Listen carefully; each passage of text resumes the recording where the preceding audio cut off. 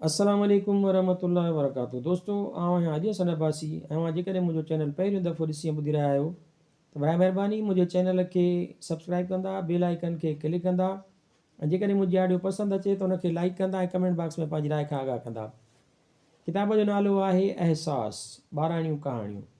कहाणीकार अली हसन अब्बासी, छपाईंदड़ art publication, Hyderabad Sindh, फरवरी 1994। कहाणी आहे पुराणा अक़ीदा।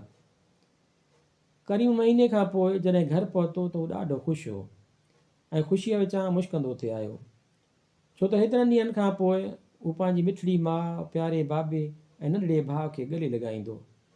करीम जीअं ई घर में दाख़िल थियो त हिन जी मुर्क उॾामी वई ऐं हिन जे चहिरे ते संजीदगी छाइजी वई। करीम जी माउ हिन जे नंढड़े भाउ मजीद जे मथे खां वेठे हुन जे मथे खे ज़ोर पे ॾिना।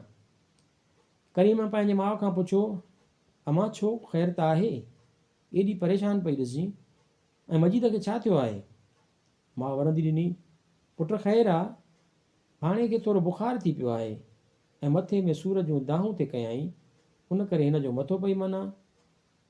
करीम पंहिंजे भाउ जे ॿाहुनि खे हथु लाहींदे चयो, अमां हिनखे त तमामु सख़्तु बुख़ारु थी पियो आहे ऐं हा, बाबा केॾांहुं वियो आहे?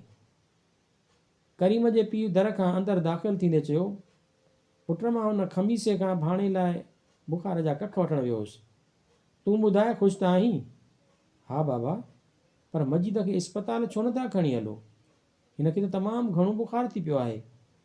चाचे खमीसे जा कख हिनखे छा कंदा?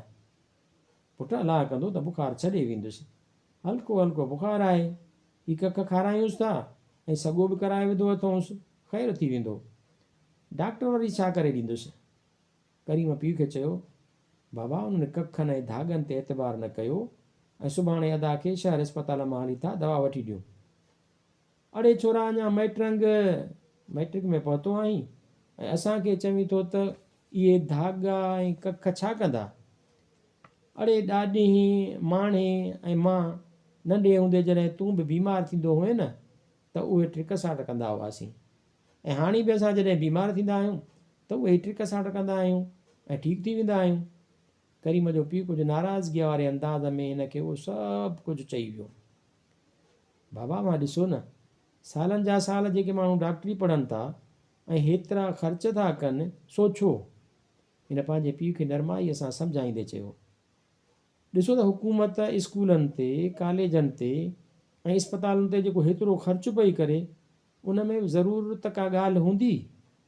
करीम वरी पंहिंजे ॻोठ जे करमू चाचे जी ॻाल्हि ॿुधाईंदे पीउ खे चयो त ॾिसो त चाचा करमूअ वारो पुटु उन बुख़ार जे करे ई पंधु न थिए करे सघियो ऐं हू उनखे जॾहिं शहर इस्पताल खणी विया त उहो साॻियो पंधु करणु लॻो आहे ऐं उन्हनि बि त उनखे उहे कख ऐं धागा सॻा विधा हुआ।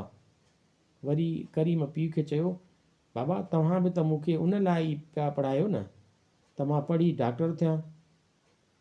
चाचा निज़ाम, करीम जो पीउ, हुन जूं ॻाल्हियूं माठि करे ख़ामोशीअ सां ॿुधंदो रहियो ऐं आख़िर में कंधु धूणे चयाईं, पुट सच थो चईं, उथ त हाणे ई मजीद खे खणी हली था डॉक्टर खे ॾेखारियूं, सुभाणे ताईं कुझु थी न पवेसि।